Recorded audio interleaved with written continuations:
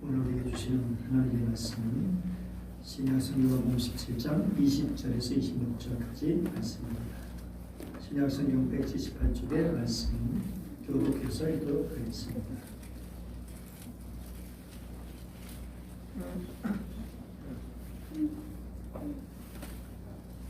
내가 배운 것은 이 사람들만 위함이 아니요 또 그들의 말로 말미암아 나를 믿는 사람들도 위함이니 아버지여, 아버지께서 내 안에 내 아버지 안에 있는 것 같이 그들도 다 하나가 되어 우리 안에 있게 하사 세상으로 아버지께서 나를 보내신 것을 믿게 하옵소서. 내게 주신 영광을 내가 그들에게 주었사오. 이는 우리가 하나가 된 것 같이 그들도 하나가 되게 하여 함이니이다. 곧 내가 그들 안에 있고 아버지께서 내 안에 계시오. 그들로 언제나 멀리도 하나가 되게 하려 함. 아버지께서 나를 보내신 것과 또 나를 사랑하신 것 그들도 사랑하신 것을 세상으로 알게 하려 하였소이다. 아버지여, 내게 주신 자도 나 있는 곳에 나와 함께 있어 아버지께서 창세전부터 나를 사랑하시며 내게 주신 나의 영광을 그들로 보게 하시기를 원하옵나이다. 의로우신 아버지여, 세상이 아버지를 알지 못하여도 나는 아버지를 알았사옵고 그들도 아버지께서 나를 보낸 줄 알았사옵나이다. 내가 아버지의 이름을 그들에게 알게 하였고 또 알게 하리니 이는 나를 사랑하신 사랑이 그들 안에 있고 나도 그들 안에 있게 하려 함이니이다. 아멘. 목요일에 우리 김천 시민교회 김사님께서 별세를 해서 어제 새벽에 발인 예식을 가졌습니다. 나이는 저보다도 좀 쌀 어린데 벌써 세상을 떠나게 되었습니다.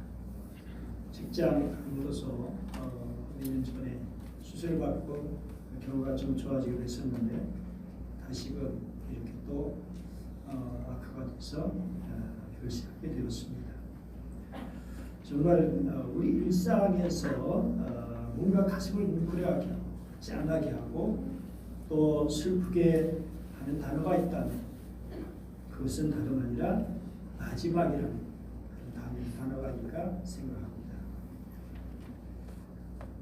그 여를 마지막이라고 하는 것은 더 이상 함께할 수 없고 헤어져야하기 때문에 그렇죠. 보고 싶어도 볼 수 없는. 그래서 가끔 우리는 마지막이라는 단어를 피하고 싶을 때가 있습니다. 하지만 마지막을 우울하고 슬프게 맞이하는 것보다 기쁘게 맞이하는 것 매우 중요합니다.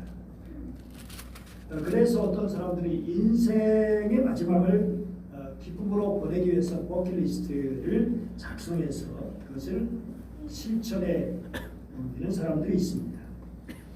버킷리스트란 죽기 전에 꼭 한 번쯤 해보고 싶은 것들을 정리하는 목록이라고 하는데 국립국어원에서는 소망 목록이라는 수나어를 제시하기도 했습니다. 또 어떤 사람은 마지막 이별 앞에서 사랑하는 사람들 앞에 꼭 전하고 싶은 당부하고 싶은 말을 이름으로 남기기도 합니다. 최근 정말 죽음을 슬픈 장례식장으로 만들지 않고 죽음을 기쁨으로 맞이하고 생전에 사랑했던 사람들을 만나고 이별을 준비하도록 이어지는 사역이 있습니다.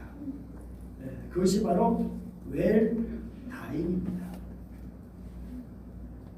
품위는 인간으로서 그 존엄성과 가치를 그리고 품위를 지키면서 삶을 마무리할 수 있도록 도와주는 우리말로는 존엄사다 그렇게 할 수 있습니다. 지금 고령화에 따른 각종 질병의 증가 그리고 가족 대체 이런 경우의 확산으로 고독사가 급증하고 있는 현실입니다. 이러한 현상 속에서 웰다잉이라는 흐름을 띠는 그런 요일이 되고 있죠. 웰다잉이라는 관심이 커지면서 웰다잉 10계명이라는 것도 나오게 되었습니다. 버킷리스트 소망 목록을 작성하기, 건강 체크하기, 유언장 자세전 작성하기, 고독사 예방하기, 장래 계획 세우기, 자성의 시간을 갖기, 마음의 빛을 청산하기, 자원봉사하기, 추억의 물품 보관하기, 그리고 사전 의료 의향서 작성하기. 그래서 이제 더 이상 가능성이 없다고 그렇게 생각되면 그냥 억지로 연명하지 않고 그냥 산소호흡기를 이렇게 띄두고 그래서 꾸미는 죽음을 맞이할 수 있도록 하는 그러한 일들이 있습니다. 오늘 이런 일들을 이렇게 보면서 그러면 우리 예수님은 어떤 마지막을 맞이하셨을까? 우리 요한복음 14장, 15장, 16장 바로 예수님의 마지막 설교입니다. 고별 설교죠.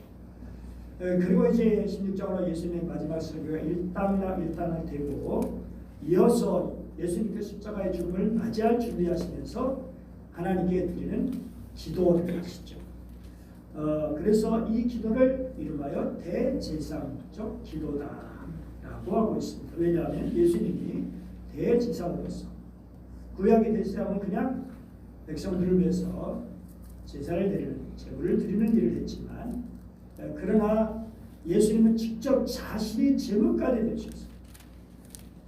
단지 이스라엘 백성만 아니라 온 인류를 위해서 자신을 헌신하신 자신을 내어주시는 그런 일을 하셨는데 그 일을 앞두고 하나님 앞에 간절히 기도하신 그런 내용입니다. 그런데 그 기도 내용 보면 자기 자신을 위한 기도도 있고 그리고 제자들을 위한 기도도 있고 그리고 미래의 성도들을 위한 기도도 있습니다. 특별히 20절 말씀 보면 내가 비웃는 것은 이 사람들만 위함이 아니고 또 그들의 말로 말미암아 나를 믿는 사람들도 위함입니다. 그래서 미래 성도를 위한 기도를 주님이 하신 것을 볼 수 있습니다. 그런데 그 기도는 어떤 기도일까 하는 것입니다. 여러 가지 많은 기도를 하실 수 있겠는데 그러나 특별히 주님이 하신 것은 내가 아버지 안에 있는 것 같이 물론 아버지께서 내 안에 있고요. 그들도 하나가 되어 우리 안에 있게 하여 주시옵소서. 하나가 되어서 일치를 위한 기도를 드리신 것을 볼 수 있습니다. 그래서 이 기도를 이렇게 확장할 수 있겠습니다. 물론 22절 말씀도 보면 또 그들도 하나가 되게 하여 함이다라고 말씀하죠. 그래서 이 기도를 오늘 더 이렇게 풀어보면 하늘에 계신 하나님 아버지 베드로와 요한이 하나가 되게 하옵소서. 헬라파 유대인들과 히브리파 유대인들이 하나가 되게 하옵소서. 예루살렘과 사마리아 사람들이 하나가 되게 하시고 유대인과 이방인들이 하나가 되게 하옵소서. 한국의 신자들과 일본의 신자들이 하나가 되게 하시고 남한의 신자들과 북한의 신자들이 하나가 되게 하옵소서. 문경의 각 교단 교회들이 하나가 되게 하여 주옵소서.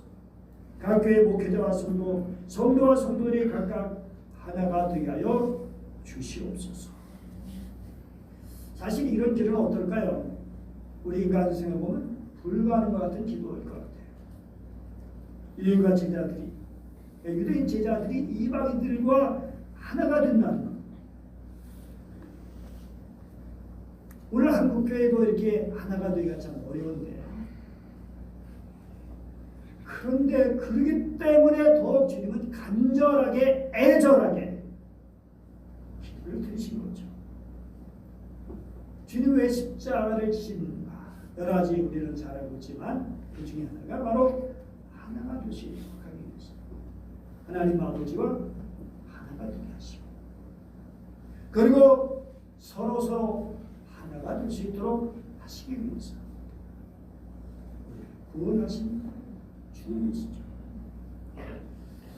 정말 우리는 이런 주님의 깊은 뜻을 헤아린다면 우리는 어떻게 살아야 하는가 하는 것이죠. 그리고 정말 이런 하나됨의 일이 그냥 돼도 좋고 안 돼도 그런 것이 아니라 정말 주님께서 그렇게 간절히 바라시는, 그래서 에베소 4장 말씀처럼 하나 되게 하신 것을 힘써 지키는 것이 우리의 본분이라는 것을 깨닫게 됩니다. 그러면 이렇게 하나 되어야 할 이유가 무엇인가를 또 주님이 말씀하시는데 21절 다시 한번 같이 볼까요? 21절 말씀을 이렇게 보면 21절 다 같이 읽어보죠. 시작. 아버지여, 아버지께서 내 안에 내가 아버지 안에 있는 것 같이 그들도 다 하나가 되어 우리 안에 있게 하사 세상으로 아버지께서 나를 보내신 것을 믿게 하옵소서. 교회가 하나 되면 교회가 전하는 말을 듣고 사람들이 예수님을 믿게 될 것이라는 것입니다. 다시 말하면 교회가 하나 되지 않으면 교회의 말이 신뢰성이 없게 되는 것이고 결국 정말 사람들이 주님을 믿을 수 없게 된다는 것이죠. 싸우는 교회, 분쟁하는 교회, 그런 교회는 새 신자 올까 봐 겁이 나죠. 오히려 더 있는 믿음까지도 떨어질 수 있는 그런 염려가 되겠죠. 교회가 하나 될 때 하나님이 정말 교회를 사랑하신다는 것을 세상이 알게 될 수 있고, 그러나 교회가 하나 되지 못하면 세상에 불신을 심어주게 되는 것이죠. 예수님을 믿을 수 있는 길을 막게 되는 것이죠. 23절 또 말씀을 보면 우리 굵은 글자 보시죠. 시작. 아버지께서 나를 보내신 것과 또 나를 사랑하신 같이 그들도 사랑하신 것을 세상으로 알게 하려 함이로소이다. 그렇죠. 하나님께서 나를 보내신 것, 그죠? 예수님을 아버지께서 아버지 하나님이 예수님을 보내신 것을 알게 되는 거죠. 또 아버지께서 예수님을 사랑하신 것처럼 또한 예수님도 사랑하신 것을 세상에 하나님께서 이 백성 있는 그런 사람들을 사랑하신다는 것을, 예수님도 그들을 사랑하신다는 것을 세상으로 알게 하려 함이로소이다라고 말씀하고 있습니다. 정말 그렇죠. 교회가 사랑으로 하나 되는 모습 속에서 사람들은 하나님의 사랑을 알게 되는 것이죠. 보니까 사랑하는 거 보니까 하나님 살아계신가 보다. 하나님이 사랑하신, 정말 저들을 사랑하신 것 같다. 제가 옛날에 은혜 학교에 있을 때 우리 아버님이 하신 말 몇 번 말씀드렸지만 하나님의 사랑이신가 보다. 아니 은행 합격한 그거 하는 가지고 하나님의 살아계신가 보다, 그런 말이 부르신 우리 아버지 입에서 나왔어요. 정말 우리가 진심으로 사랑으로 섬긴다면 하나님이 살아계신가 보다. 손양한 목사님 그런 위대한 일을 보면 그렇다, 하나님의 살아계신가 보다. 물론 100% 모든 사람이 그렇게 할 것은 아니겠지만 많은 사람들이 하나님의 사랑을 느낄 수 있게 되는 것이죠. 여러분 요한복음 3장 16절 말씀 있죠. 같이 읽어보죠. 시작. 하나님이 세상을 이처럼 사랑하사 독생자를 주셨으니 이는 그를 믿는 자마다 멸망하지 않고 영생을 얻게 하려 하십니다. 그렇죠? 하나님이 세상을 이처럼을 정말 그분은 길게 이처럼 그 지난 감동을 느끼면서 얼마나 사랑하시는지 독생자를 주실 정도로 사랑하셨다는 것이 자기 생명까지 아끼지 않고, 그래서 그를 믿는 자마다 멸망하지 않고 영생을 얻게 하려 하십니다. 정말 주님께서 그렇게 사랑하신 그 사랑, 너무나 우리를 사랑하시기 때문에 독생자를 보내시까지 하신 것이죠. 그 그런데 우리가 사랑하지 않으면 이런 말씀이 고맙게 되는 거예요. 하나님이 당신을 사랑하십니다 라고 아무리 외친다 할지라도 너희들이 사랑하지 않는 거 보니까 하나님의 사랑이 거짓이거나 너희들이 가짜 교인들일 것이다 라고 말할 것입니다. 정말 주님의 사랑을 받았으면서도 그 놀라운 사랑을 받으면서 어떻게 사랑하지 않을 수 있느냐라는 거죠. 주님이 얼마나 백성들을 사랑하시는지 호세아 선지자를 통해서 고멜을 데려와서 네 안으로 서가라. 고멜이 누굽니까? 그야말로 장녀. 어떤 분들은 성전에 그 이방 우상의 전에 그런 여사제로 있었던 그런 여이기도 하다. 거기서는 정말 음란이라는 것이 종교 행위였으니까. 어쨌든 간에 정말 말도 안 되는 자기 아내로 삼고 싶지 결코 싶지 않은 그런 여인을 사랑하라. 데려와서 아내로 삼아라. 그게 바로 하나님의 사랑인 것이죠. 도저히 사랑하고 싶지 않은, 사랑할 수 없는 그런 사람들을 주님이 사랑하신다는 것을 보여주시는 거죠. 얼마나 힘드셨겠어요. 그런 사랑이죠. 그런 사랑에 감동하고 감동. 그래서 그냥 가만히 있었는데 나중에 또 다시 집 나버리잖아요. 근데 또 가서 돈 주고 가서 사오고. 바로 우리를 주님이 얼마나 사랑하시는지. 그런데 우리는 그 사랑을 제대로 받지 못합니다.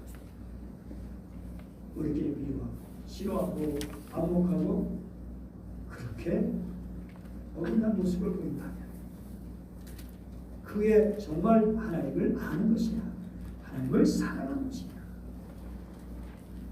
아까 요한복음 17장 3절 아는 것입니다. 영생을 아는 것이다. 이 안다는 것이 관계를 통해서 결혼을 통해서 아는 것이죠. 부부간의 아는 관계. 정말 주님을 아는 게 영생이에요. 주님과 깊은 관계, 주님과 깊은 교제를 갖는 것이 바로 영생이라는 거예요. 영생은 그냥 영원히 오래 사는 것이 아니라 주님과 깊은 관계 속에서. 그리고 그 사랑으로 부부간에 그리고 우리 성도들이 정말 주님과 함께 더불어 살아가는 것이죠. 주님이 우리를 구원하신 것을 다르게 말하면 우리를 사랑으로 부르신 것이다. 사랑하라고 부르신 것이다. 라고 말할 수 있는 것이죠. 24절 같이 한번 읽어보죠. 시작. 아버지가 내게 주신 자도 나 있는 곳에 나와 함께 있어. 아버지께서 창세전부터 나를 사랑하심으로 내게 주신 나의 영광을 그들로 보게 하시기를 원합니다. 아버지께서 예수님에 주신 영광을 그들로 미래 성도들, 제자들뿐만 아니라 두고도 하는 모든 그런 믿는 사람들이 하나님의 영광을, 예수님의 영광을 보게 하시기를 원한다고 기도하셨습니다. 주님의 영광이 찬란한 삶, 주님의 영광이 얼마나 빛나고 찬란하고 아름답고 정결하고 순수하고 그 영광 속에 살아가는 사람은 삶이 어떠할까요?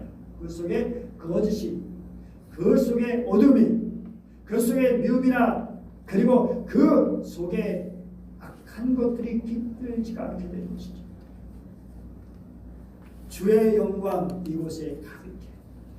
그 영광으로 살아가는 주의 백성들, 그 영광의 빛에 거하는 주의 백성들, 참으로 복된 자들이죠.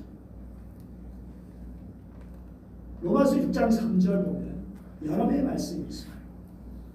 예수와 합하여 세례받고 그의 죽으심과 합하여 세례받고 오제는 그의 죽으심과 같은 모양으로 연합한 자가 되고 또 그의 부활 같은 모양으로 연합한 자가 되고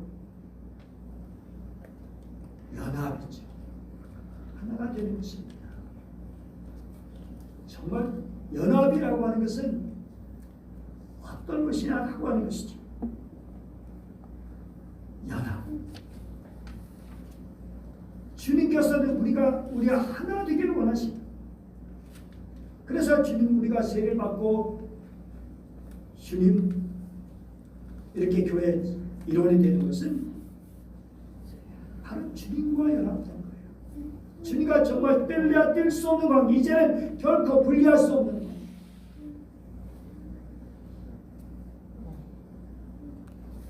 연합한 자가 되었다. 연합한 자가 예수님의 죽음과 합하여 우리가 죄에 대해서 그래서 같이 죽고 그리고 새 생명으로 주님과 더불어 같이 살아가는. 여러분, 우리 주님의 사랑과 그 사역이 얼마나 귀한지 경계가 없어요. 한계가 없었어요. 그 주일까지 이방인은 유대인은 상관없이 민인종에 상관없이 성별의 차이가 없이 빈부의 차이가 없이 정말 누구에나 그 사랑을 보여주시기를 원하시죠. 아니 누구나 다 그 모든 사람들을 사랑하시지만 그 사랑을 받아들인 사람이 있고 받아들이지 않는 사람이 있을 뿐이죠. 주님의 사랑이, 주님의 사역이 얼마나 깊고 넓은지 우리는 그 사랑 속에 살아가는 사람들이에요. 그런데 우리는 한계를 짓고 우리는 경계를 두고 로마서에 보면 그 연합의 모습을 부부관계로 설명해 주고 있어요. 남편과 아내, 남편과 아내는 연합이죠. 죽음으로 물론 그 연합이 깨지지만 그러나 우리 주님과 관계는 죽음으로서도 깨질 수가 없어요. 이혼으로 깨질 수도 없고 죽음으로 깨질 수 없고 정말 주님과의 영원한 관계. 그리고 예수님은 내 안에 거하라고 말씀하시죠. 얼마나 주님 우리와 같이 살고 싶어요. 여러분 아무에게나 여러분 나와 함께 살자고 하실 거예요? 아니라겠죠. 우리 집에 들어와서 나와 함께 살자. 아무나 이렇게 하면 미친 사람이 되죠. 그러나 우리 주님은 누구에게나 잘났든 못났든 어떤 사람이 나와 함께 살자. 내 안에 거하라. 나도 너희 안에 거하리라. 주님께서 얼마나 우리를 사랑하시면 내 안에 거하라 이 말은 나와 함께 살자예요. 나와 함께 살자. 그러면 너희가 많은 열매를 맺는다. 너희 기도가 응답되어진다. 사도 바울은 그리스도와 함께라고 하는 말을 썼어요. 그리스도와 함께. 그리스도와 함께. 내가 십자가에 못 박혔다.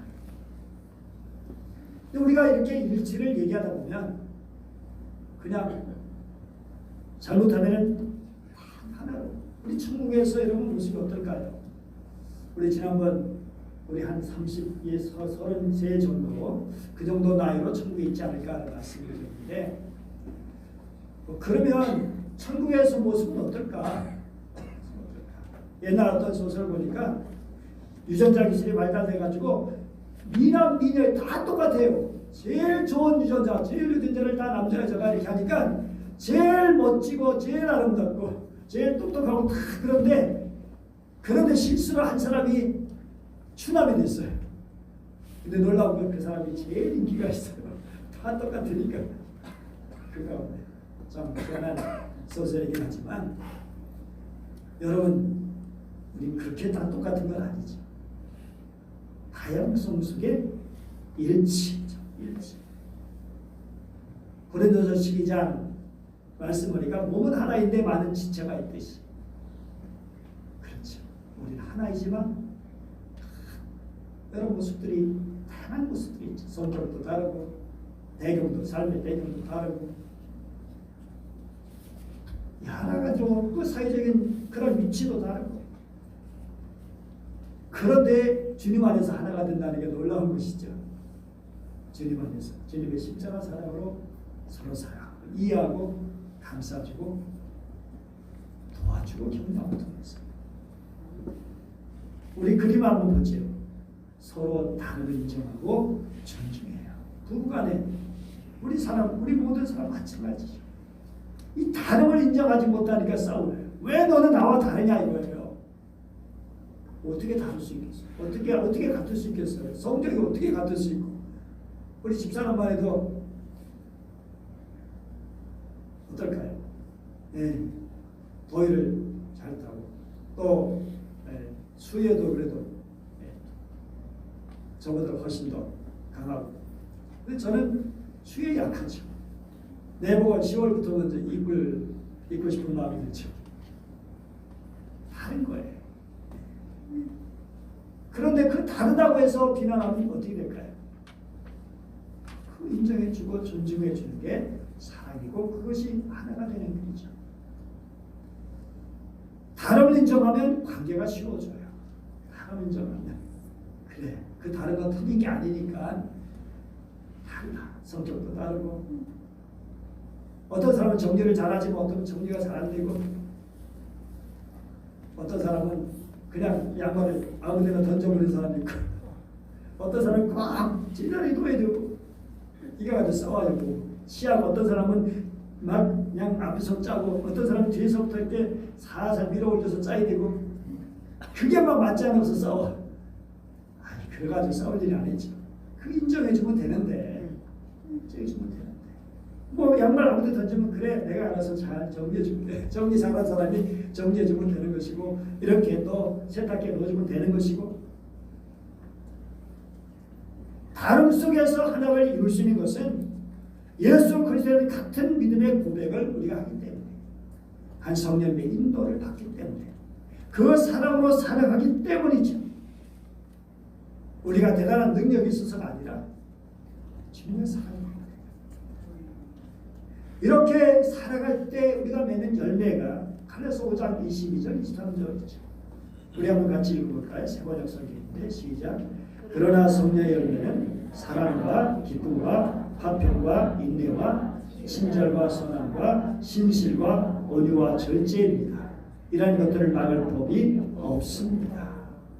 주님 안에서 하나가 될 때, 주님 안에서 살아갈 때, 성령의 인도하심으로 살아갈 때 얼마나 좋습니까? 하나하나가 너무 귀한 것들이잖아요. 이런 열매들이 주렁주렁하면 정말 얼마나 다른 사람 보기에도 너무 좋죠. 귀한 성품, 존경받을 귀한 사람들이죠. 그런데 성경은 그것만 있는 게 아니라 육체의 욕망으로 생겨난 열매도 말씀해 주고 있어요. 갈라디아 5장 19절부터 21절까지 육체 행실은 환히 드러나는 것들입니다. 곧 음행과 더러움과 방탕과 우상숭배, 마술, 원수매질, 다툼, 시기, 분냄, 분쟁, 분열, 파단, 질투, 술취함, 흥청망청, 먹고 마시는 노름. 여러분 이런 것들을 좋다 할 사람이 누가 있습니까? 물론 그렇게 사는 사람들 가운데서 그렇게 사는 사람들 모인 곳에는 다 좋다고 하겠죠. 자기들이 지은 것들이 좋다고 하겠죠. 그러나 이런 것들 얼마나 부끄러운 것들입니다. 이런 열매를 맺고 살면 결국 그 결과는 뭡니까? 망하는 거죠. 망하는 거예요. 주님께서 정말 우리에게 어떤 열매를 맺기 원하시는가? 주님과 하나가 되면 그리고 우리 성도들이 사람과 하나 되면 성령의 열매를 아름답게 맺을 수 있게 되어주는 것이죠. 귀하게 이런 일치와 사랑으로 살아가는 귀한 사람이 있습니다. 바로 우리가 잘 아는 아시스의 성 프란치스코이죠. 이거는 자기가 얼마든지 잘 살 수 있었던 그런 사람이었지만 그 다음에 정말 청빈하게 살아갔던 그런 사람이죠. 어느 날 1207년 청년 때인데 성 다면호 성당 십자가 밑에 있을 때 하나님의 음성을 들었어요. 이 성당이 허물어 가던 그런 성당이었어요. 흑대들의 음성이 내 교회를 다시 지어라. 그래서 이를 고지고대로 알아듣고 맨손으로 흙과 돌을 나르며 성당을 보수했어요. 하지만 이 말씀은 몰락에게 전 중세교회를 개혁하라고 하는 그런 세계적인 명령이었죠. 뒤늦게 이것을 깨달은 프란치스코는 탁발 수도회를 창설해서 위대한 개혁의 첫걸음을 내딛게 되었습니다. 당시에 중세 교회가 얼마나 부패했는지, 심지어 수도원조차도 영지를 가지고 수도학교를 운영하면서 부와 명성을 탐하기 시작했고, 귀족들 정말 부패합니다. 아니 그들 모두 다 예수를 믿는 사람들이에요. 다 신앙을 가지고 있다는 사람들입니다. 그런데 어떻게 이렇게 될 수 있는 것일까? 이런 가운데 프란치스코는 실제로 가난하게 살면서 있는 것을 그냥 단순한 옷을 걸식하면서 정말 그렇게 주님의 복음을 전했죠. 가정을 돕고 굶주린 자들을 돌보는 데 열정을 쏟았죠. 근데 그 파급력이 얼마나 대단했는지 메가톤급이었어요. 이것은 힘으로 밀어붙인 그런 무력 혁명도 아니었습니다. 사람들을 자극하는 어떤 그럴듯한 사상으로 한 시대를 연 이데올로적인 혁명도 아니었어요. 그냥 소박한 실천운동일 뿐이었어요. 그리고 세계를 거듭할수록 기하급수적으로 거스려져 갔습니다. 하나님의 사랑과 평화를 전하는데 프란치스코의 메시지, 국경과 종교까지 뛰어넘었어요. 1219년 제5차 십자군전쟁이 한창 때 그는 이집트 술탄을 찾아갔죠. 술탄은 이슬람교를 믿는 나라의 그런 군주를 말하죠. 그 술탄을 찾아갔습니다. 저는 지극히 높으신 하나님께서 보내서 왔습니다. 각하와 각하의 백성들이 예수 그리스도의 평화를 전하러 왔습니다. 그리고 설교를 쭉 했는데 이 술탄이 그 설교에 얼마나 가두를 받았는지.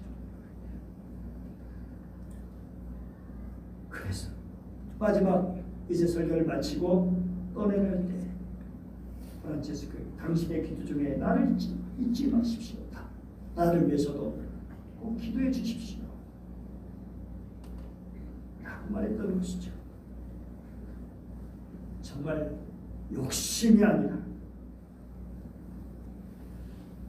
하나님의 뜻에 따라서 철저히 자기를 내려놓고 자기를 비우고 하나님의 뜻을 생각하면서 화해와 일치를 위해서 그렇게 살아간다.